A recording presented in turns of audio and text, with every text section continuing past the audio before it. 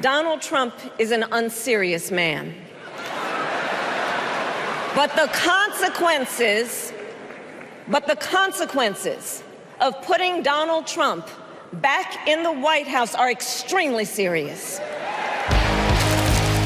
Hi, I'm Ana Marie Cox. This is 90 Days with Ana Marie Cox. It is day 73. There's 73 days until the election. Today, our first repeat guest, Dan Drezner. He is the Distinguished Professor of International Politics at the Fletcher School of Law and Diplomacy at Tufts University. Yes! You crushed that! He is also my co-host on Space the Nation, which is a podcast about science fiction and political science.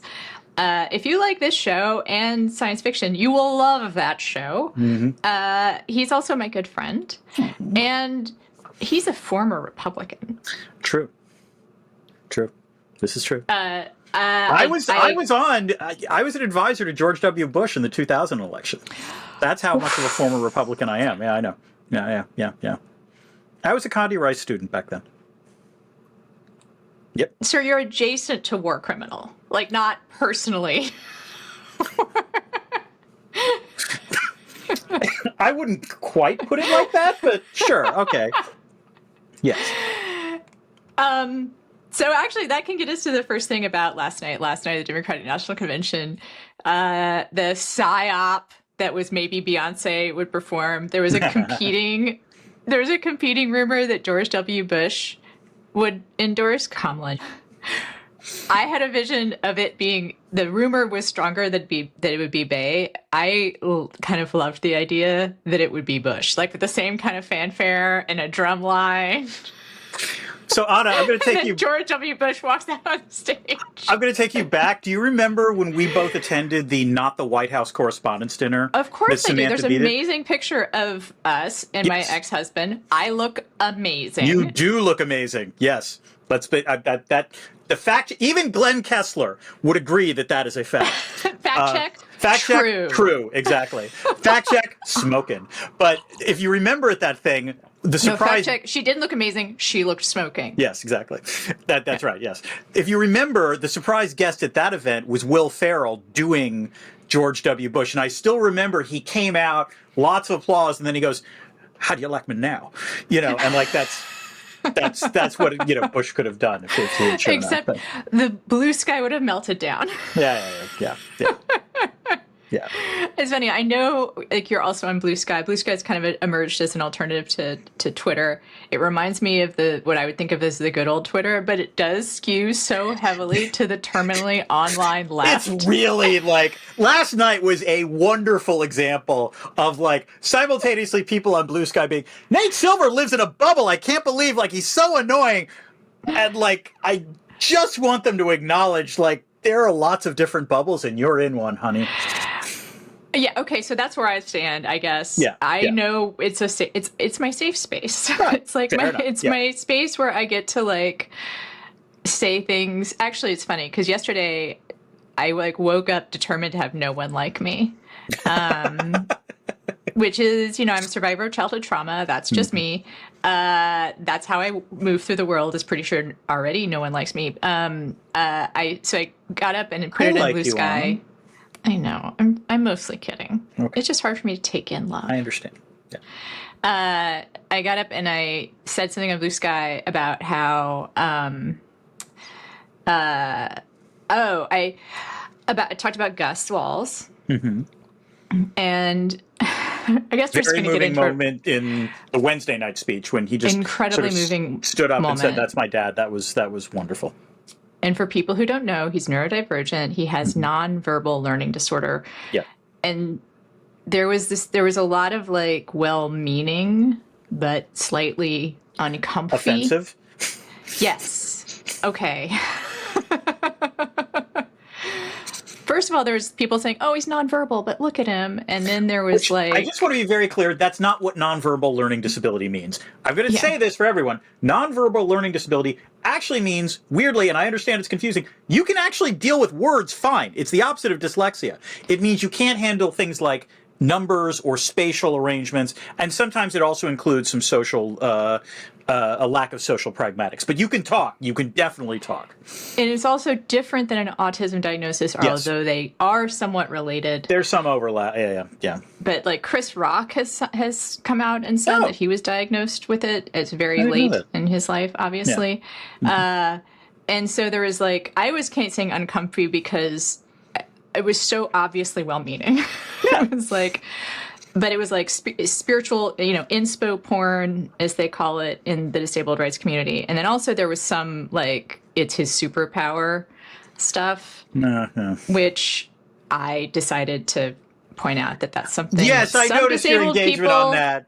Yeah. Some disabled people don't like that framing. And I remember seeing those skeets and thinking, oh, this is one of those days for Ana. Okay, yeah. And just so people know, that is a contested frame. I'm not going to say it's like no one likes it, but it is something that in general you should probably let the disabled person say for themselves. Right? Like it can be helpful for a disabled person to decide, no, this is my superpower. My ADHD diagnosis allows me to do these things that other people can't. Right? Yeah. Or autism diagnosis allows me to do these things that other people can't. But it's not great to say it about someone else. So I did that, and that was real popular. And then I also said, we can love what we're seeing. We can be excited for a Harris candidacy, and we can decide it would have been cool to see a Palestinian American up there. And that also didn't go over well with anyone. Interesting. Okay. Well, there was like a narrow slice. I think I was trying to thread a needle. We'll get to threading needles. How about that? Nice. I was trying to thread a needle between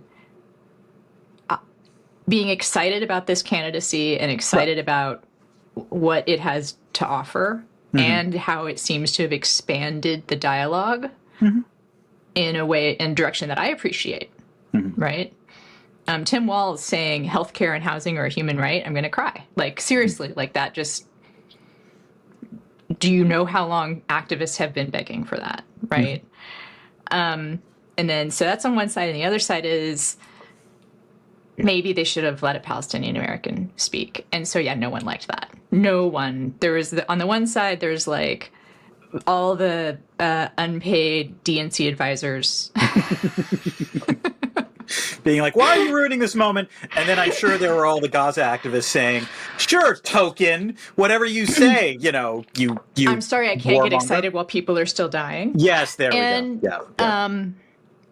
I mean, it's a hard thing to talk about, which is why maybe I'll finally turn things over to you. The idea that you can have excitement and hold in your heart sorrow for something else. I mean, the way I would put it, and actually multiple speakers last night, including Kamala Harris, made this point of basically looking at America as not a completed project. It's not like everything is awesome, but the belief that you can make things better, that you have to try to make things better. And that's always been, that's the appropriate narrative when you think about this country, which is to say, simultaneously, yes, this country disappoints you a lot. It is the most vexatious, paramour you will ever have. But there's a reason why you go back. Like, there's an awful lot of promise. And I did like that, particularly from Harris, but I can't remember which other speakers said it, but a lot of others did during the course of the 4 days. And I thought that was entirely appropriate. And that's always the best message to send, because it signals you are aware of simultaneously this country's strengths and also its flaws, but you're committed to making the flaws less flawed. The flaws less flawed. Yeah. Yes. That's why you're not a speechwriter, Dan. I'm just gonna. I know. Just doing conversation. Look, I haven't said or once yet. Give me a little bit of credit here, Ana. I give you full credit. Thank you. Yes, that was definitely a theme throughout the convention that I really appreciated. I think Michelle Obama definitely touched on that. Yeah, she was fantastic. Really great speaker. She was so good. Yes, yes. No, I have to admit, as a political scientist, I've always been scornful of like all those polls saying, "Oh yeah, Michelle Obama would poll like this," and like you always would have Republicans saying Michelle Obama is going to like take over the ticket or something like that. And I always thought that's absurd. She has had, yeah, she was a first lady, but like other than that, she'd expressed no interest and no background. I forgot how good of a speaker she was. She was, with one exception, she was better than Barack. Her speech. Barack had one moment that was utterly priceless, but the crowd size with what he did with his hands. That was like, I actually wanted like Seth Meyers and all the other comics to be pissed off because his comic timing was so good in that moment. Like that was comic. That was like SNL and above level timing in terms of what he did. I agree. Like that was, and it's one of those things also, it's hard to believe he could practice it. Like it was so perfect and felt so off the cuff. Like, I don't know how you practice it and make it feel that off the cuff. I mean, I also, have no idea. God, such great meme material. Just that Barack Obama doing this. Yes. Is like. And it was like he looked down for a second and then he looked up and that was all he needed to do. That was the other thing. Obama knew that less was more. And that was, they're as opposed to, let's say, I don't know, Bill Clinton, like that was not the worst thing. Is what I would put it. Yeah, like someone pointed out, like I think Bill Clinton's speech lasted longer than Tim Walz's. So Walz was short. Yeah, he was less than 20 minutes. And Harris, I don't know how long she went. My guess was it was around 40, but it was also less than Trump, certainly. And it was a good speech, I thought. Well, I mean, like Anthony Scaramucci's time in the White House was shorter than Trump's speech. Yes. Deep pull. What I'm going to say about Michelle Obama is that, yes, I think she could be president in an instant if she really wanted to be. But I worry about her becoming politically, like running for president or entering into that stage. It's funny, I said that first line of that to my friend Tracy, and she said, because of the attacks that would come on her. And I'm like, well, yes, that would be bad. But also I kind of worry that we just elect a queen, that we just be like, no more elections. Donald Trump was right. Right. Obama was going to do this one day. You don't have to vote again. I mean, look at it this way. I think part of the reason Michelle Obama is so compelling is not just that she's a good speaker. It is also visibly clear that she does not want to run for office. Yeah. And, that's something that is extremely admirable. Political ambition is important. It's the only way you actually run for office, but it turns off a lot of people. And the nice thing about Michelle Obama is she doesn't have it. She's been that close to power. She doesn't want that life. And I honestly, I truly admire that. That's not everyone would be the same way in her position. So we don't have to go through your complete political journey. Sure. Okay. I do want to make clear for folks, you're not a never Trumper, or like you were a never Trumper before there was never Trumpers. Yes. Which means you're before Trump. Really? Yeah. Let me put it this way. The last Republican I voted for president was George W. Bush in 2000. That's my journey. That would be the way to put it. That's the last acceptable time to vote for him. Basically, yes. All right. So, war criminal adjacent, but not. So you're not exactly the audience that they were reaching for. But I'm adjacent to the audience. You're adjacent to the audience they're reaching for. So, I mean, I know you didn't watch, unlike me, who for some reason watched almost every minute. I guess for my job. But you saw a lot of it. Yeah.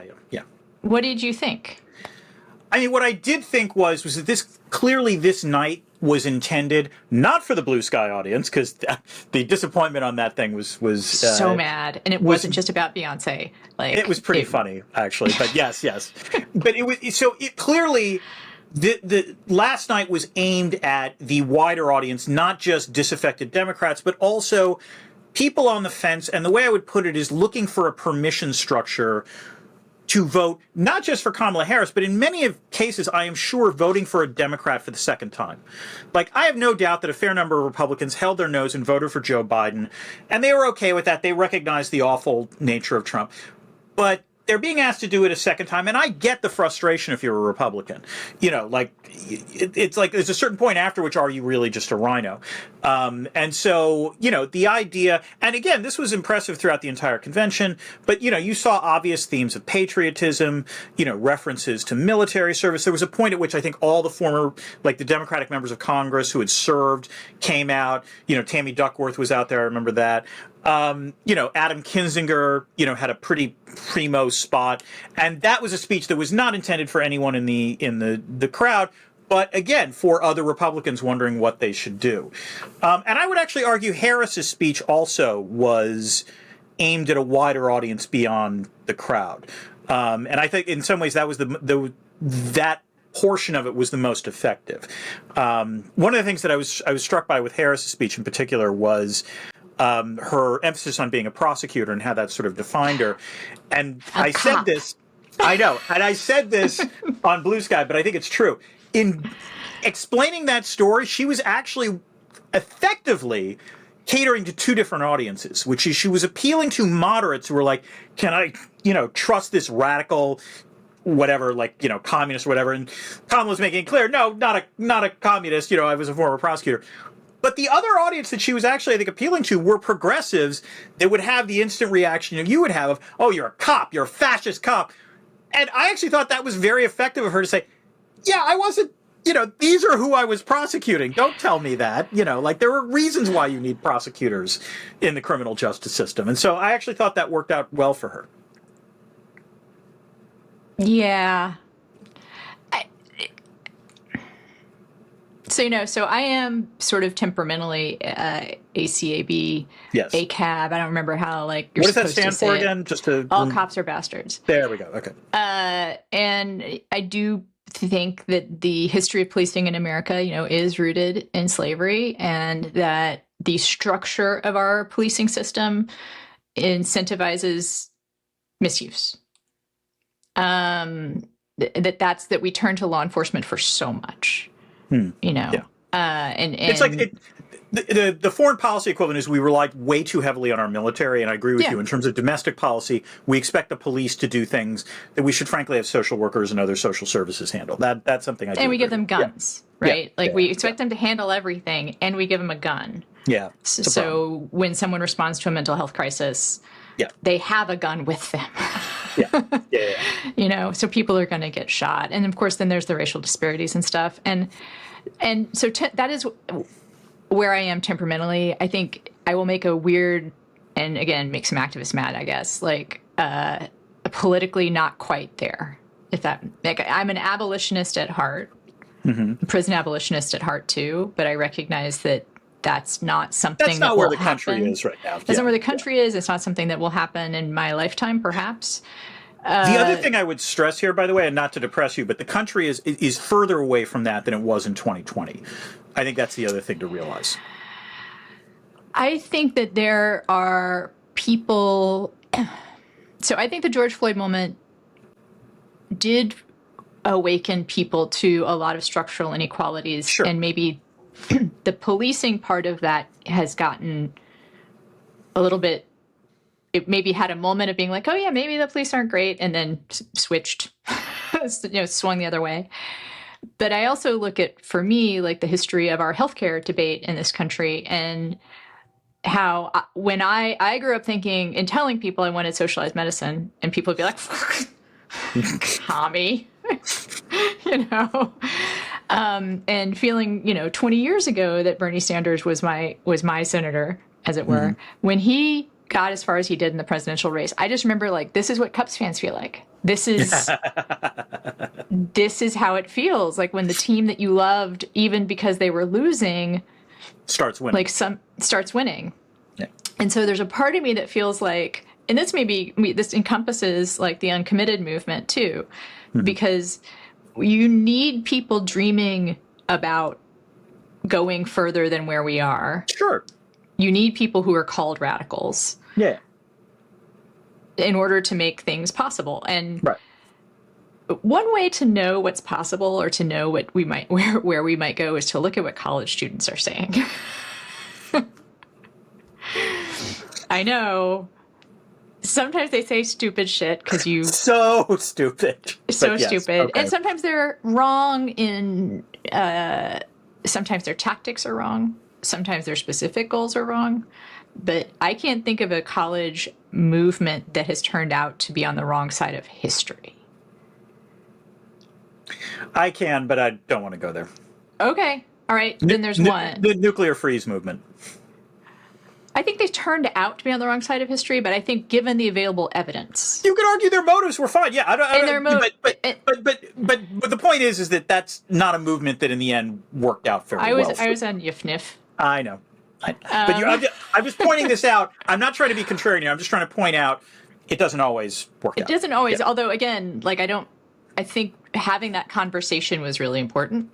I think, but so anti-apartheid, pro-life, ACT UP, like you, I think, can look in general at progressive movements on campuses and find, the harbinger of what. The harbinger of where the country might start to lean, and where we also might say justice, like the arc of history bends toward justice. And the arc of history bending towards undergraduates, I'm not sure I can handle that, but okay, yeah.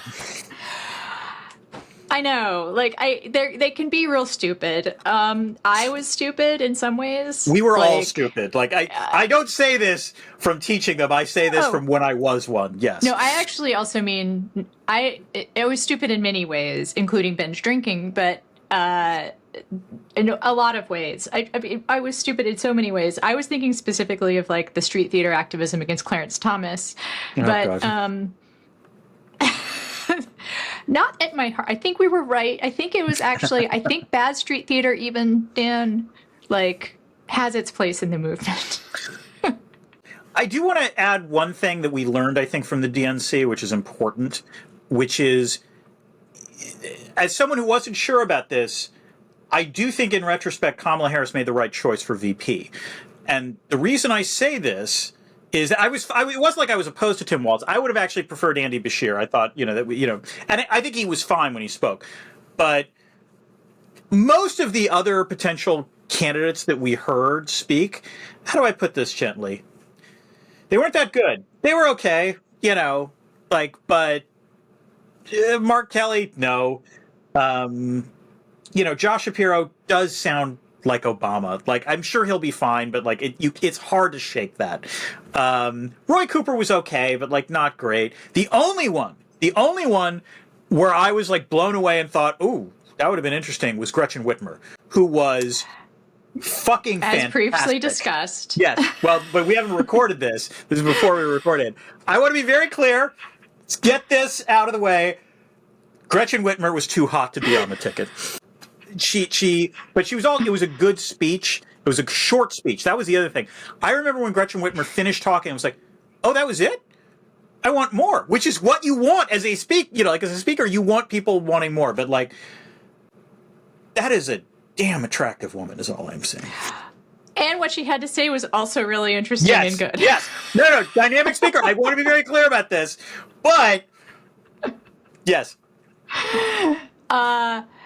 Yeah, I had the same reaction to all the other potential Veeps that got slots. What most disappointed me was Mark Kelly, who I had been like, that's the smart play. I have to say, so my friend Jake Klisevich, who may be listening or watching, I owe him so many coffees. He's also sober, so I can't buy him a drink. Or I could buy him a drink. It just can't be an alcoholic drink. A mocktail. A mocktail. He still lives in Minneapolis. I got to get up there and just like hand him like a Starbucks gift card, I guess. I don't know.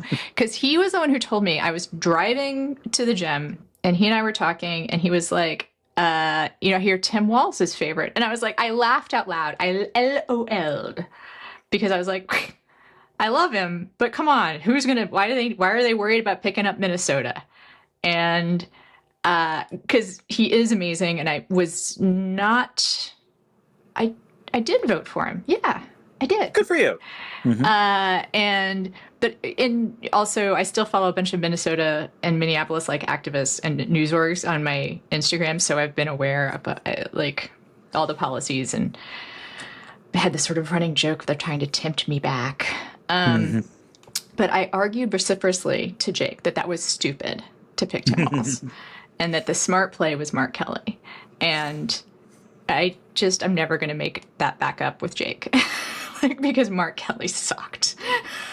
I mean, let's be very clear. Public speaking is hard. Public speaking is hard. particularly to that size of a crowd. Like, Right. You've given talks, I've given talks. I'm sure I let this month, I gave a great talk when I was, at a public policy forum in Crested Butte in front of about 200 people. I am sure that if I was at the DNC and am facing like tens of thousands of people, I would probably biff that so hard, like I would be bad. The other thing is that being a good politician is not just about speaking. Yeah. There's other aspects, and Kelly, has got an impeccable CV and so on and so forth. That said, yeah, Tim Walz Tim Walz was ready for this moment in a way that I don't know if Kelly was. All right, we should probably talk about the top of the ticket more. Yep. Let's go to Harris. Let's talk about Dan, foreign policy? Yes, I was very happy there was a foreign policy portion of that speech. Okay. I mean that sincerely, but go ahead. So, of course, the part that's gotten the most attention so far, and we should talk about a little bit, is the threading of the needle on Israel-Gaza. Yeah.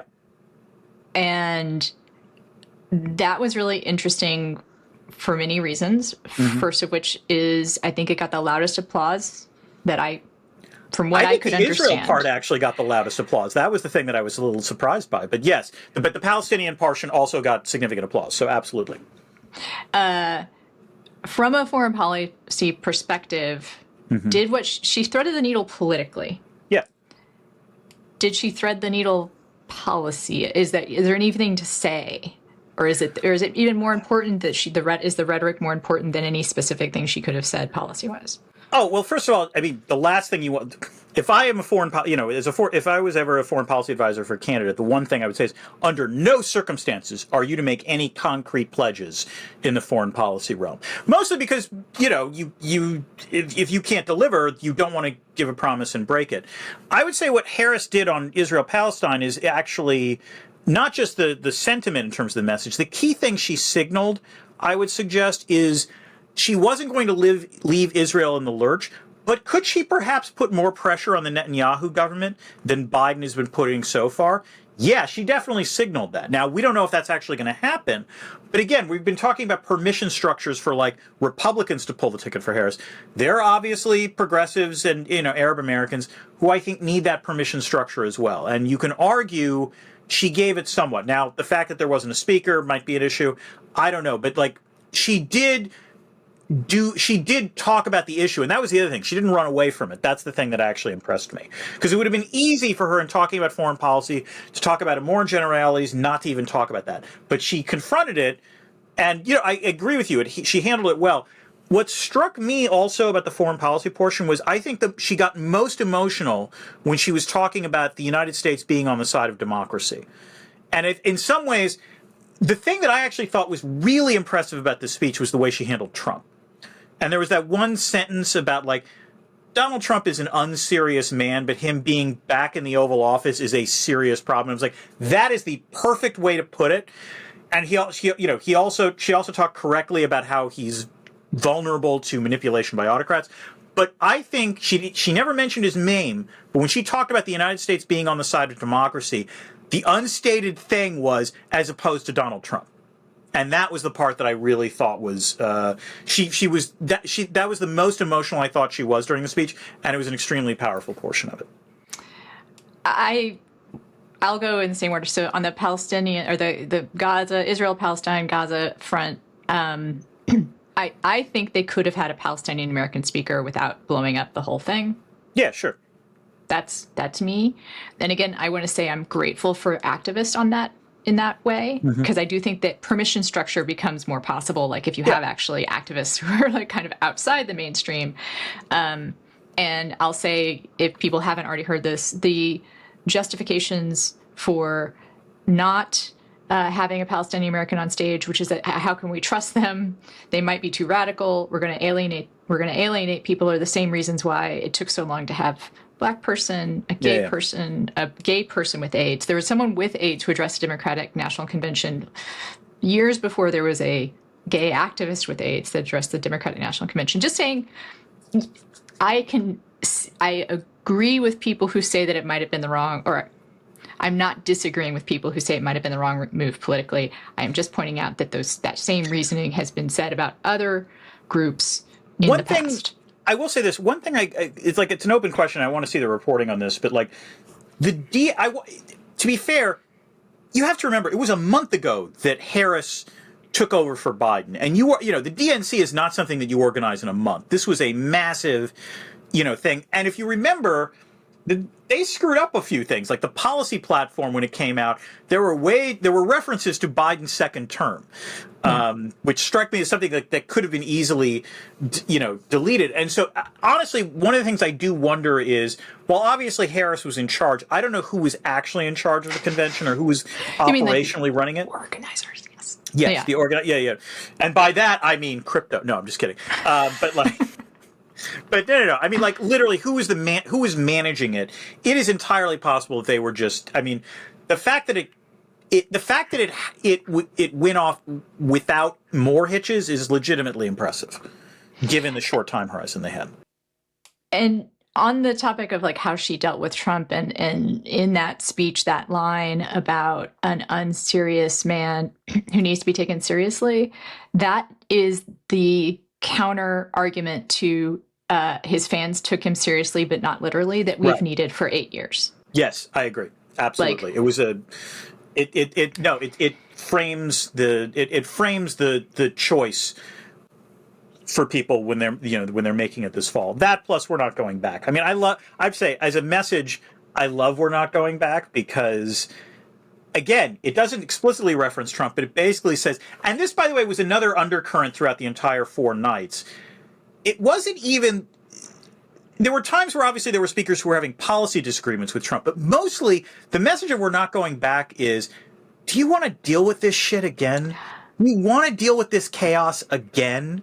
And so, like, it's an interesting way of, like, for people who already don't agree with Trump on policy, it works. But I think there are people that might be more sympathetic to Trump on policy, but acknowledge that he's just a chaos muppet and don't want to deal with that.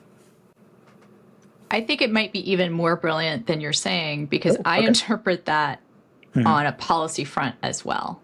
I hear we're not going back, and I hear we're not going to go back to women not being able to control their own bodies. We're not going back to people of color being second-class citizens. We're not going back. It's a brilliant message because it is a progressive message of we're going to get better. And also, as you say, it's multivocal. Different people are going to hear different parts of it. So not having been a Republican for a long time, but I assume that you can sort of put your mind in that. I just want to go back to sort of in general. Yeah. How do you think her speech read for people who aren't, let's say people who aren't Democrats or not already voting Democrats? Yeah. So we've had this conversation on our podcast before. I think one of the things which I applaud Kamala Harris for, and it's a marked contrast to when Hillary Clinton had the nomination, is that if you notice, I think Kamala Harris mentioned the word gender once, and it was mostly about not discriminating based on it. But no, the key thing is she didn't really talk about her own identity. I mean, it was manifest, but the message of that speech wasn't elect me and we're going to make history. And that was really the message that Hillary Clinton had, and I think that for a whole variety of reasons turned off, a fair number of Republicans. The thing about Harris that makes it, I think, easier potentially for Republicans to vote for her is it's obvious what she'll represent if she gets elected, but she's not talking about it. Among other things, she doesn't have to talk about it. Others are talking about it for her. And, it's clear this is something that she, is fully aware of. It's not like she's denying it. It's not like she's saying, I don't see color or anything like that. But by not putting it, front of mind, that also might put some Republicans at ease in terms of like thinking this isn't a DEI election or something like that. So that's one, that was something that struck me, from the speech.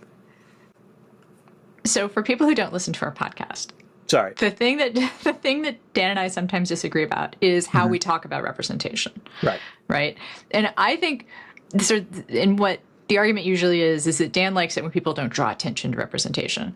And I think that it's but this is a slightly different conversation because I think most successful politicians who are not straight white men, cis, gender, the centered population, usually, if you're a successful politician, you don't draw attention to it yourself. I think Hillary was actually, I mean, I'm serious. Like, I think that the successful politicians, like Obama was very careful. No, Obama was careful, but I remember he gave that speech on race relations, and that was important. Or think of someone like Pete Buttigieg, who does not shy away from his. There's a difference between not shying away and saying, "I will be the first gay president." Right. And by the way, I'm not exactly being mean, but I'm being critical of Hillary Clinton. It's worth noting, I think there are ways in which Kamala Harris couldn't be running the campaign she's running if Clinton hadn't run in 2016. One of the things that I think is remarkable, if you think about it, the last time that a Democratic ticket consisted of two white guys was 20 years ago.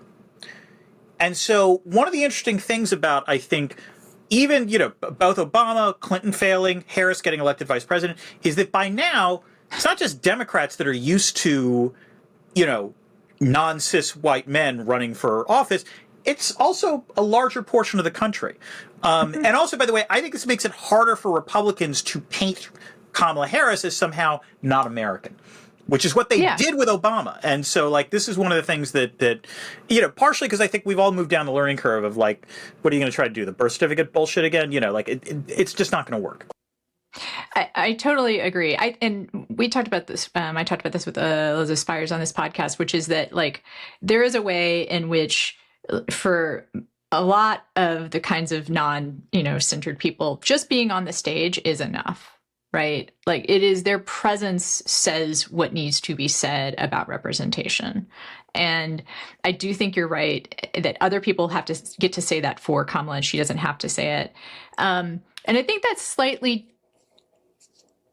I think that's a sign of progress. I mean, our neurons have fired enough seeing people like that on stages, and I would actually include in popular culture too. We have seen people like that doing. We have seen non-white cis men doing things in power, and that has enabled us to imagine it. That said, will I cry copious tears if she wins? Oh, sure. Will I sob? I don't know if I'm going to sob. I'm just going to release a heavy, heavy sigh of contentment. Because, again, if 75 days from now we're in a situation where Donald Trump is clearly not going to ever be the president again, I will breathe much, much easier. So, no, I'm with you on that. But let me this way. I agree with you in the same sense of, I remember, I'm sure you do, December, in November 2008 when Grant Park, California's called for Obama. He's going to be the president. And I will remember this, there were a lot of Republicans, I remember on Twitter, who were not obviously his biggest fans. And even they were holy crap, we just elected a black man president. That's they were sort of blown away by the moment of that. And I suspect if Kamala Harris wins, we will have a similar moment because it's going to be extraordinary. I was actually with the McCain campaign on that night. Wow. And I will say that's one of the best speeches that McCain ever gave. Yeah. Was his concession speech to Obama. And it was true in that campaign. The only person who was really pissed was Palin. Yeah. It was people old enough to know, our country has changed. Yeah. I think there was some I guess we beat racism, which is unfortunate. Or maybe in the moment it's understandable. Yeah, I was going to say. Especially for white people. Yeah. To think, all right, KO'd it. So I am looking forward to Kamala Harris being elected and me getting to tell you, Anna, that we have fixed sexism once and for all. You're welcome. That's all I will say. Also, I cannot resist pointing this out. Anna, I assume you saw this video of J.D. Vance attempting to order donuts in Valdosta, Georgia. And I do feel sorry for the woman behind the counter who clearly did not want to be on camera, but nonetheless got caught on camera when they were filming this. But my favorite moment of the campaign so far might be J.D. Vance telling this woman, "Hi, I'm J.D. Vance and I'm running for president." And this woman responding with, "Okay." And then later, much later, asking, "So are you going to order a donut?" Oh no, I didn't even get. Oh wow, the clip. Did you make it through that entire thing, I got Dan? 2 minutes. I saw the 1.5 minute clip, I think, or something. It's excruciating. Absolutely excruciating. No, watching J.D. Vance in general is excruciating, but I'm going to write something about this. I have to admit, this is awful to admit. I do feel I'm starting to feel a small bit of sympathy for J.D. Vance because he's so bad at this. And he's so bad at this, and he's coming from a milieu that, like you and I, like he's a blogger, basically.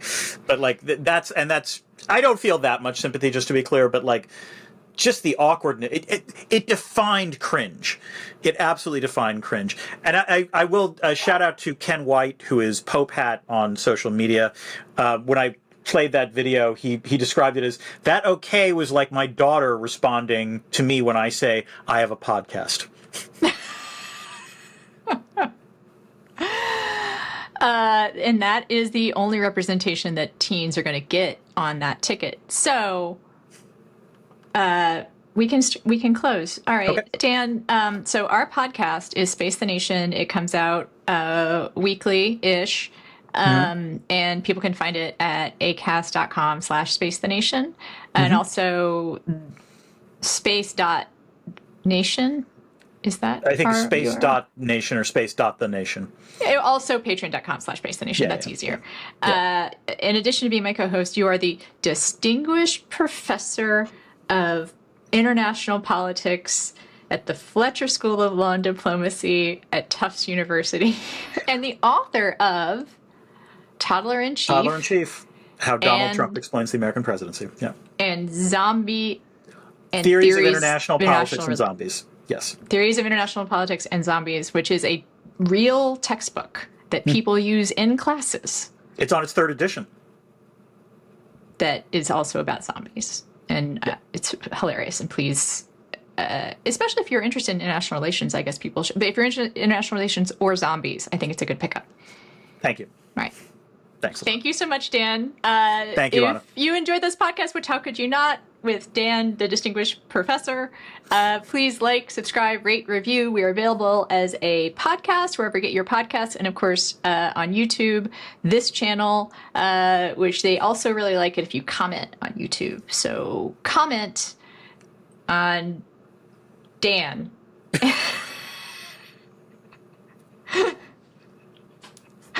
Because aren't you young to be distinguished, Drezner?